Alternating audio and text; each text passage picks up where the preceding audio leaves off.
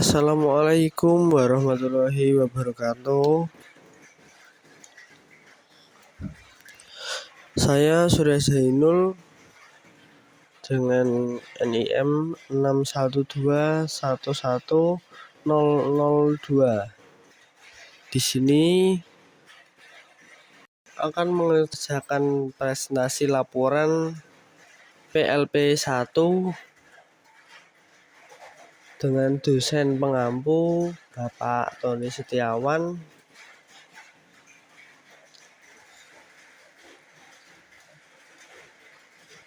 Yang pertama ada halaman pengesahan, judul kegiatan pengenalan lapangan persekolahan 1 di SMK Muhammadiyah Todanan.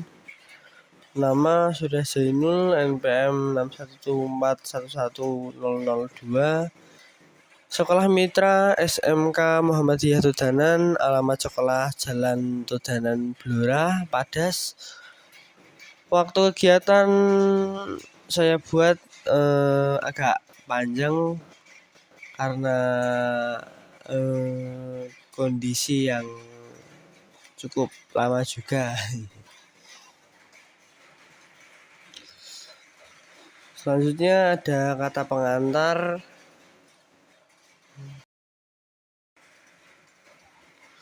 Pada laporan ini penyusun melibatkan beberapa pihak. Di antaranya ada Bapak Tony Setiawan selaku dosen pembimbing mata kuliah PLP 1, guru dan karyawan yang telah membantu memberikan informasi serta data dari sekolah yang dimana data itu bisa membantu saya untuk menyelesaikan tugas PLP 1 ini, serta seluruh teman-teman mahasiswa universitas yang selalu memberikan masukan dan dukungannya untuk saya. Selanjutnya, bab 1 pendahuluan landasan hukum. Dasar hukum melaksanakan PLP 1 adalah sebagai berikut. Yang pertama, Undang-Undang Nomor 20 Tahun 2003 tentang Sistem Pendidikan Nasional. Terus selanjutnya, Undang-Undang Nomor 14 Tahun 2005 tentang guru dan dosen.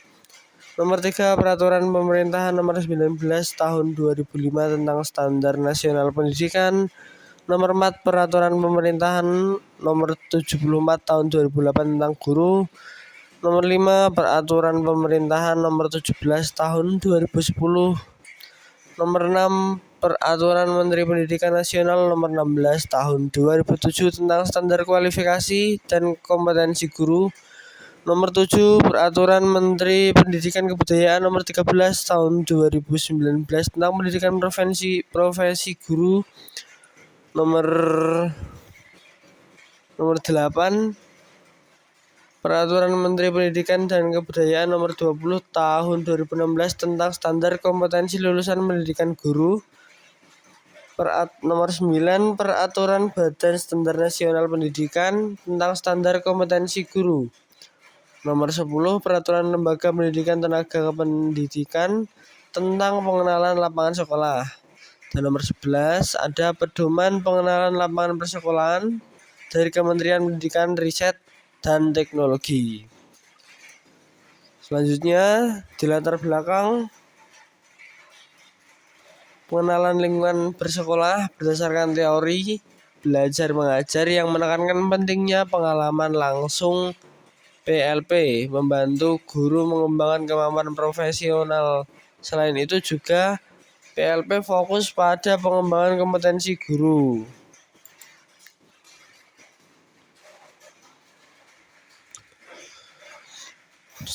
Selain itu, guru juga membutuhkan pengalaman langsung untuk meningkatkan kemampuan mengajar. Karena teori saja menurut saya tidak cukup untuk mempersiapkan menjadi guru, dan PLP ini membantu guru mengembangkan kompetensinya.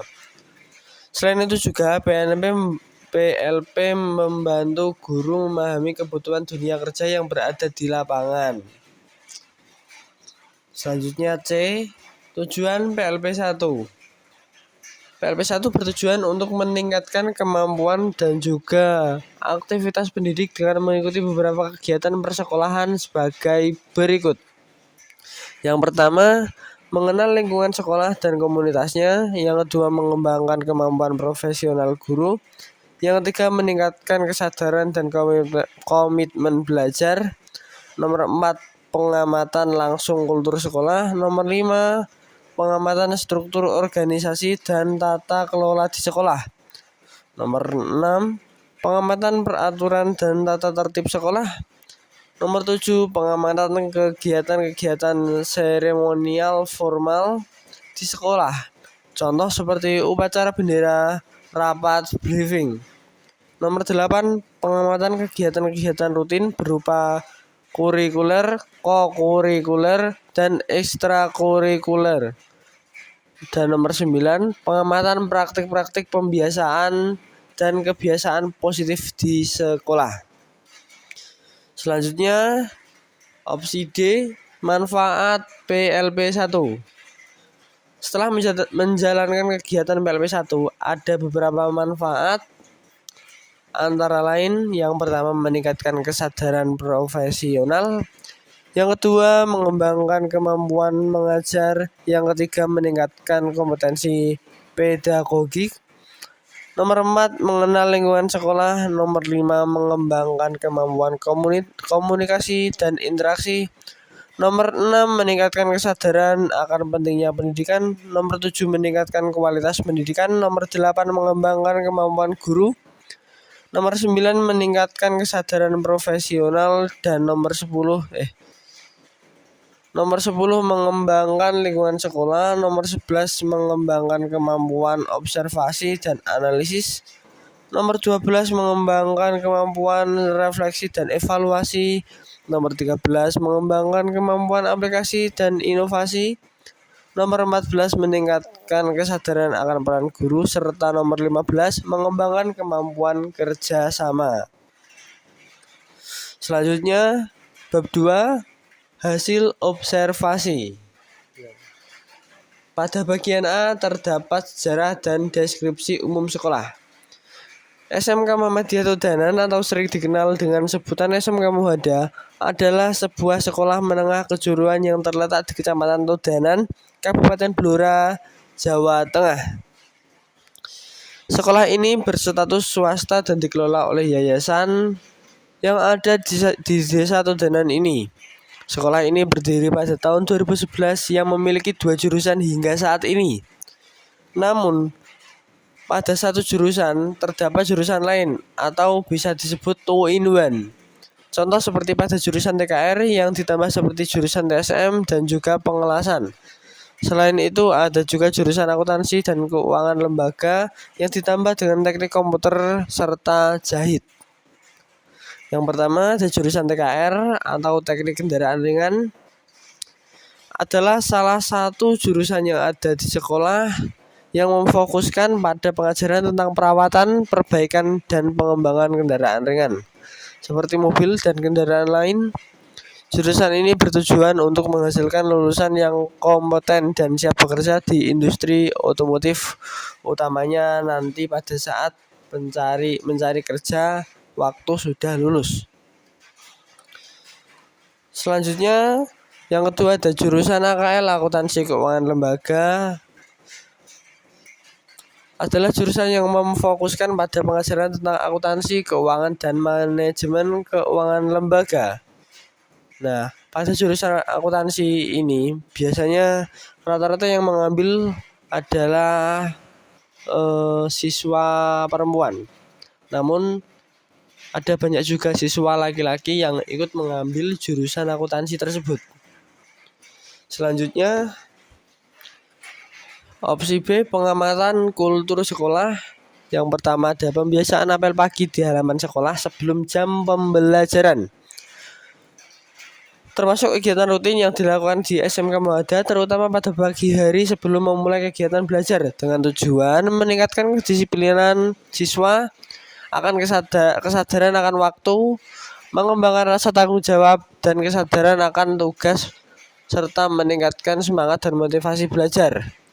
Setelah itu mengembangkan kesadaran akan pentingnya kebersihan dan kesehatan. Selanjutnya meningkatkan rasa persatuan dan kesatuan di kalangan siswa dan guru. Nomor 2, kegiatan rutin sholat duha. Sholat duha menjadi kegiatan rutin bagi seluruh siswa di SMK Muhada ini, yang dimana di masing kelas di sini memiliki jadwal untuk melakukan sholat duha di masjid sekolah. Selanjutnya nomor 3, ada kebersihan masjid dan lingkungan sekolah yang dilakukan terutama pada hari Jumat untuk mempersiapkan sholat Jumat. Yang keempat, ada senam anak Indonesia, termasuk kegiatan rutin juga yang dilakukan di sekolah-sekolah Indonesia untuk memperkuat karakter dan moral generasi muda. Kegiatan ini biasa dilakukan pada pagi hari sebelum memulai kegiatan belajar. Dalam kegiatan senam ini, siswa-siswi akan melakukan gerakan-gerakan yang telah ditentukan seperti gerakan peregangan, gerakan kekuatan, gerakan fleksibilitas. Kegiatan ini bertujuan untuk meningkatkan kesehatan, kesadaran, dan disiplin anak-anak. Selanjutnya pada opsi C terdapat pengamatan struktur organisasi dan tata tertib sekolah. Dari hasil observasi dan juga pengamatan yang terdiri dari beberapa tinjauan yang meliputi struktur organisasi di sekolah, di kurikulum dan komite sekolah, serta hal yang terlibat yang juga meliputi kalender akademik maupun jadwal kegiatan pembelajaran, dapat ditarik kesimpulan bahwa pengelolaan di SMK Muhada ini terlaksana dengan baik. Selanjutnya ada opsi D, pengamatan dan peraturan tata tertib sekolah. Ada beberapa tata tertib sekolah yang berlaku seperti opsi A umum. Yang pertama, ada siswa harus hadir di sekolah sebelum jam 7.30.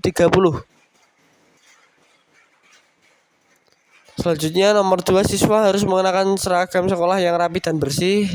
Nomor 3, siswa harus menghormati guru, staf, dan teman-teman.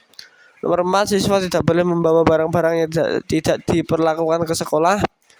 Nomor 5, siswa harus menjaga kebersihan dan kerapian lingkungan sekolah. Selanjutnya opsi 2 atau opsi B, yaitu kehadiran dan keterlambatan. Yang pertama, siswa harus hadir di kelas sebelum jam pelajaran dimulai. Nomor 2, siswa yang terlambat harus melapor ke guru kelas. Nomor 3, siswa yang tidak hadir harus memberikan surat keterangan dari orang tua. Setelah itu nomor 3 atau opsi C, perilaku di kelas. Yang pertama, siswa harus berdiri saat guru memasuki kelas. Yang kedua, siswa harus mendengarkan penjelasan guru dengan seksama. Nomor 3, siswa tidak boleh berbicara saat guru mengajar. Selanjutnya nomor 4 atau opsi D, siswa harus menjaga kebersihan kelas.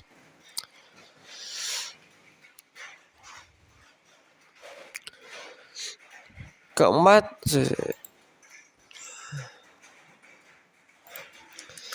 keempat ada perilaku di luar kelas. Yang pertama, siswa harus berjalan rapi dan tertib di koridor. Yang kedua, siswa tidak boleh bermain di koridor. Yang ketiga, siswa harus menggunakan fasilitas sekolah dengan bijak. Setelah itu nomor 5 ada kegiatan ekstrakurikuler. Yang pertama, siswa harus mengikuti kegiatan ekstra yang dipilih. Nomor 2, siswa harus menghormati instruktur dan teman-teman. Serta nomor 3, siswa harus menjaga keselamatan dan kebersihan. Setelah itu pada opsi 6 ada sanksi. Yang pertama, peringatan verbal dari guru. Nomor 2, peringatan tertulis dari kepala sekolah. Nomor 3, ada suspend atau dihentikan sementara. Nomor 4, pemanggilan orang tua. Nomor 5, pemberhentian dari sekolah. Selanjutnya ada opsi E, pengamatan kegiatan seremonial formal di sekolah. Kegiatan yang dilakukan dengan prosedur dan aturan tertentu dan biasanya untuk memperingati atau merayakan suatu peristiwa penting. Contoh, seperti kegiatan upacara bendera yang dilakukan di seluruh Indonesia, baik negeri maupun swasta, utamanya pada SMK Muhada. Selanjutnya opsi F, pengamatan kegiatan-kegiatan rutin. Kegiatan rutin yang sering dilakukan di SMK Muhada banyak yang tertuju kepada ekstrakurikuler. Meskipun tidak keseluruhan, namun ada beberapa siswa yang minat mengikuti kegiatan ekstrakurikuler yang ada seperti kepanduan Hizbul Waton, Tapak Suci Putra Muhammadiyah, bola voli, karawitan, setir mobil, dan ada juga seni tari, serta ekstrakurikuler yang lain. Selain itu, ada G atau pengamatan praktik pembiasaan dan kebiasaan positif di sekolah. Kegiatan yang sering dilakukan di SMK Muhada antara lain contoh seperti Jumat Bersih, yang dimana di hari Jumat tersebut seluruh siswa diwajibkan untuk membersihkan seluruh lingkungan sekolah, termasuk halaman, ruang kelas, masjid maupun halaman luar sekolah. Nah, setelah itu bab 3 pada kesimpulan dan saran. Yang pertama, ada kesimpulan dari pelaksanaan PLP 1 dapat ditarik kesimpulan bahwa kegiatan yang berlangsung di SMK Muhada tergolong baik dengan fasilitas yang ada di sekolah dan mungkin tergolong cukup memadai juga untuk kegiatan pembelajaran siswa. Namun masih ada beberapa kekurangan, contohnya pada saat kegiatan ekstrakurikuler. Banyak anak yang minatnya kurang dalam mengikuti kegiatan ekstrakurikuler yang ada di SMK Muhada. Selanjutnya ada saran. Yang pertama, saran bagi SMK Muhammadiyah Dodanan untuk ke depan agar bisa lebih meningkatkan siswa untuk aktif dalam kegiatan-kegiatan di sekolah seperti ekstrakurikuler dan beberapa kegiatan yang lain. Yang pastinya diutamakan untuk meningkatkan skill yang dimiliki oleh siswa. Selanjutnya, yang kedua bagi Universitas IKIP Veteran Semarang agar lebih diperhatikan dalam memberikan instruksi penugasan kepada mahasiswa karena mungkin ada beberapa hal yang susah dipahami oleh mahasiswa. Selain itu mungkin kunjungan di sekolah juga menjadi sarana untuk universitas mengenalkan lingkungan akademis karena di SMK Muhada ini tidak hanya terdapat satu orang, namun ada beberapa orang yang kuliah di Universitas IKIP Veteran Semarang ini. Nah, sekian dari saya, kurang lebihnya mohon maaf. Mohon kritik dan saran masukan saya terima dengan sebaik-baiknya pada form penilaian. Terima kasih.